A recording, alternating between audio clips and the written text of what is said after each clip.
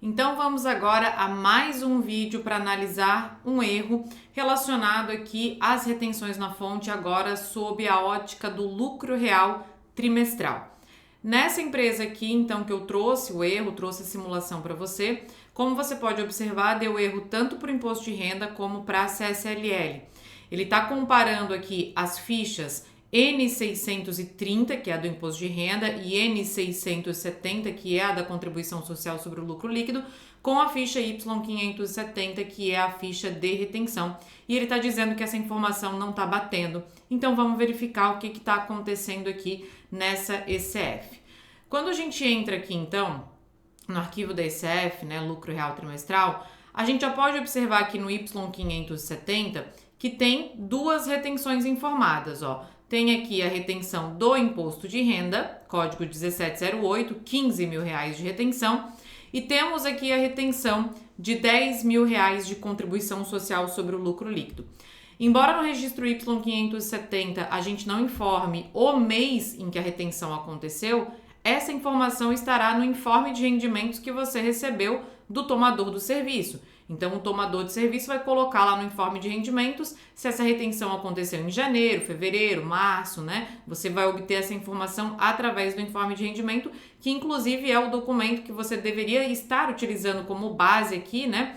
Para preencher o Y570, para confrontar com as informações que você inclusive contabilizou ali ao longo do ano para se certificar de que a retenção que você sofreu bate com as informações também que estão no informe de rendimentos, além, é claro, também de consultar o Consulta Fontes Pagadoras lá no ECAC, né? Aquela informação do Consulta Fontes Pagadoras do ECAC não te desobriga de ter o informe de rendimentos, né? Você tem que ter esse documento em mãos, até porque numa eventual malha fiscal, numa eventual fiscalização, caso a Receita Federal venha a questionar aquela retenção, né? Venha dizer, não, você não sofreu essa retenção, a forma que você tem como comprovar que você sofreu a retenção é pelo informe de rendimentos, não é pela nota fiscal, tá? E o Consulta Fontes Pagadoras, ele é um reflexo do que foi informado na DIRF dos tomadores de serviço. Então, se o tomador de serviço prestar alguma informação errada na DIRF dele,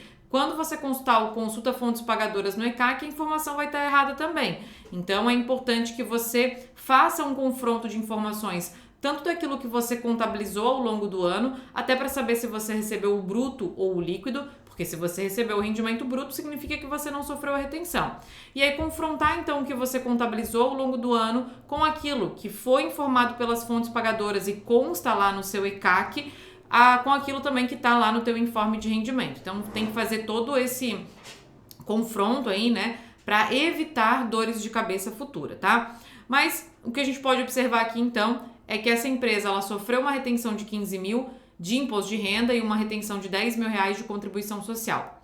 Vamos supor que essa retenção tenha acontecido no mês de abril, tanto do imposto de renda como da contribuição social. As retenções foram realizadas, por exemplo, todas as duas no mês de abril, tá certo? Qual o procedimento que a gente tem que adotar aqui, então, segundo a Instrução Normativa 1700, artigos 221 e 222, segundo o manual da ECF, segundo o regulamento do imposto de renda, enfim, qual o procedimento que a gente vai adotar? A normativa, né, a IN 1700, artigo 221 e 222, ela diz que a retenção ela tem que ser utilizada, então, ali no mesmo período de apuração em que o rendimento foi oferecido à tributação. Então, considerando que esses rendimentos foram oferecidos à tributação no segundo trimestre, né? Então, no mês ali de abril, maio, junho, no segundo trimestre, a gente vai também utilizar as retenções dentro do segundo trimestre. Bom, então vamos olhar aqui o que aconteceu ao longo do ano, nos 4 trimestres do ano. Primeiro, começando pela ficha de apuração do imposto de renda, a ficha N630. Como você pode observar, o primeiro trimestre a gente teve prejuízo. Vamos olhar primeiro aqui o resultado dos 4 trimestres, tá? No segundo trimestre, a gente também teve prejuízo. No terceiro trimestre, também teve prejuízo. E no quarto trimestre, também teve prejuízo. Mas olha só, mesmo que eu tivesse tido lucro no terceiro ou no quarto trimestre, a retenção do segundo trimestre, ela tem que ser utilizada no segundo trimestre. Você não pode ficar acumulando isso para usar no quarto trimestre ou até mesmo no ano seguinte, porque a norma é clara. Ela diz que a retenção ela deve ser deduzida no mesmo período de apuração em que o rendimento foi oferecido à tributação. Nesse caso aqui, que eu estou dizendo para você que a retenção foi em abril, a gente então vai deduzi-la dentro do segundo trimestre. Juliana, mas como que eu vou deduzir isso dentro do segundo trimestre se eu nem tenho imposto de renda devido aqui, uma vez que eu tive prejuízo fiscal? Da mesma forma, você vai informar, inclusive a tabela dinâmica, né? A tabela dinâmica da ECF, se você for ler o que está escrito no registro N630 da ECF, lá na tabela dinâmica, na linha 20, ou ainda for ler o que está na ficha N670, que é a contribuição social, né, a ficha de apuração ali para a contribuição social, na linha correspondente à retenção da contribuição social, você vai observar que tem uma orientação que não há limite para a dedução da retenção. Não há limite, o que significa que você deve informar toda a retenção sofrida naquele período de apuração. Como a gente está falando de lucro real trimestral, o período de apuração é trimestral, né? Então, encerra em março, junho, setembro e dezembro, tá certo? Então, a retenção aqui de R$15 mil, a gente informaria na linha 20, que é a linha da retenção, os 15 mil. Aí ele vai ficar com o sinal de negativo. E é para ficar assim mesmo, porque é dessa forma que eu vou mostrar para a Receita Federal que no segundo trimestre do ano de 2023 eu tive saldo negativo de imposto de renda. E esse saldo negativo aqui de 15 mil, eu posso depois solicitar o pedido de restituição ou compensação via Perdecomp, lá pela Perdecomp Web, diretamente através do ECAC, né? Então, a gente compõe esse saldo negativo e pode depois já fazer a solicitação de Perdecomp. Aí já deixa eu fazer um disclaimer aqui em relação à Perdecomp, né? A Perdecomp de saldo negativo, segundo a Instrução Normativa 2055 de 2021, ela só pode ser solicitada, segundo a Receita Federal, após a transmissão da sua ECF. Entretanto, essa ressalva, né, o artigo 28 da Instrução Normativa 2055, ela diz que essa cobrança de entrega de ECF para só então fazer o Perdecomp de saldo negativo, que essa cobrança ela não se aplica para o saldo negativo, né, para a apuração trimestral. Então, no ano de 2024, a gente está agora em 2024, né? Se eu apurar um saldo negativo no primeiro trimestre de 2024, eu já posso imediatamente fazer o pedido de Perdecomp, mesmo não tendo entregue a ECF, porque essa exigência não se aplica aos 3 primeiros trimestres do ano, e isso está previsto na própria Instrução Normativa do Perdecomp, a IN 2055, lá no artigo 28, tá? Então, essa empresa aqui, ela já poderia, no ano calendário de 2023, no decorrer do ano calendário de 2023, ter solicitado a Perdecomp de saldo negativo desses 15 mil reais aqui, e poderia ter usado isso para abater, para pagar débitos de PIS, de COFINS, de IOF, né? Outros débitos lá que ela tivesse com a Receita Federal, ela já poderia ter compensado ao longo do ano de 2023, tá certo? Então, aqui vai ficar o saldo negativo no segundo trimestre, né? Os outros trimestres do ano, a gente está considerando que não teve retenção, não vai ter nem saldo a pagar, porque deu prejuízo, nem saldo negativo, porque não teve outras retenções.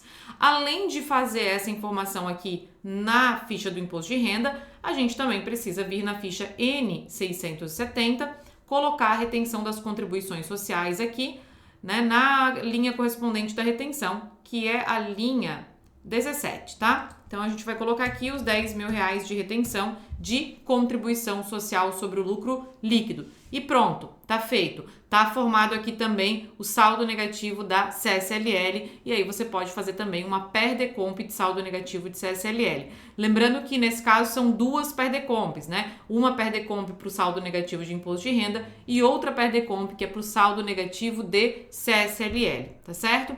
Então, se tivesse tido imposto de renda calculado ou contribuição social calculada, a gente iria aqui reduzir o valor de imposto de renda ou contribuição social devido, né? Nesse caso, como deu prejuízo, não tem nada para pagar, a gente vai formar o saldo negativo. E eu quero frisar, recapitular com você aqui o que diz a norma. Não é para você deixar isso guardado lá na conta contábil de CSLL a recuperar ou imposto de renda a recuperar para usar no trimestre seguinte ou até mesmo no ano seguinte, porque a norma diz que tem que ser utilizada no mesmo período de apuração em que o rendimento for oferecido à tributação, nesse caso aqui, dentro do segundo trimestre. Se você não fez isso, vá lá e faça, tá? Inclusive, eu tô recebendo alguns relatos de pessoas que estão com problema porque não dava erro antes na ICF e aí a pessoa achava que podia deixar lá essa retenção guardada para usar no ano seguinte. Então teve gente que sofreu retenções ao longo do ano calendário de 2022 e não usou lá na ICF de 2022 e naquela época não dava erro, aí a pessoa tinha a impressão de que estava tudo bem, né? E aí essas pessoas usaram essas retenções de 2022 para abater da apuração de 2023. E aí tá dando erro, obviamente, porque essas retenções do ano de 2022 não estarão no Y570 da ECF do ano calendário de 2023 e nem devem estar, porque não são retenções do ano de 2023. Nesse caso, como resolver? Bom, nesse caso, se você usou uma retenção de 2022 e abateu diretamente na apuração de 2023, você tem um pagamento a menor do ano de 2023. Você tem um débito que está em aberto, né? E aí tem que recalcular o ano de 2023. E tem uma ECF para retificar. A ECF do ano de 2022 tem que ser retificada para que você utilize essa retenção lá no ano de 2022. Ah, Juliana, mas daí se eu usar lá no ano de 2022, né, eu vou ter que reapurar, vai diminuir o imposto de renda devido ou a contribuição social devida. Sim, aí você vai ter ou pagamento, né, a formação de pagamento indevido ou a maior no ano de 2022, afinal você não tinha utilizado essa retenção, ao recalcular utilizando essa retenção, vai formar um pagamento indevido a maior lá em 2022 e aí vai ter que retificar a DCTF também, ok? E vai poder fazer o PERDECOMP de pagamento indevido a maior. Ou se naquela época não tinha imposto de renda calculado, contribuição social calculada, tinha prejuízo, por exemplo, ao recalcular e utilizar essas retenções, você vai formar saldo negativo lá na ECF do ano calendário de 2022. Mas o fato é que você vai ter que retificar a ECF de 2022, talvez tenha que retificar as DCTFs também, e vai ter que recalcular o apurado no ano de 2023 porque você utilizou indevidamente uma retenção que não pertencia àquele período de apuração e, portanto, pagou imposto de renda a menor, contribuição social a menor, tá? Então, cuidado aí. Bom, depois de feito isso daqui, então, formado o saldo negativo, vamos ver se vai dar erro agora no nosso relatório, né? Deixa eu fechar aqui esse relatório e vou mandar aqui validar novamente, tá? Essa ECF, ela tem algumas advertências, porque eu não recuperei ECF do ano anterior ainda, né? Então, essas advertências a gente vai ignorar. Eu quero que você foque aqui se vai dar erro na ficha Y570, confrontando com a N630 e N670.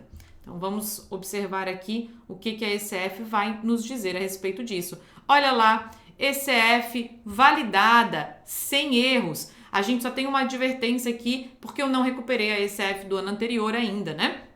Mas aquele erro ali foi sanado, tá? Então, caso resolvido, finalizado esse vídeo aqui para você então.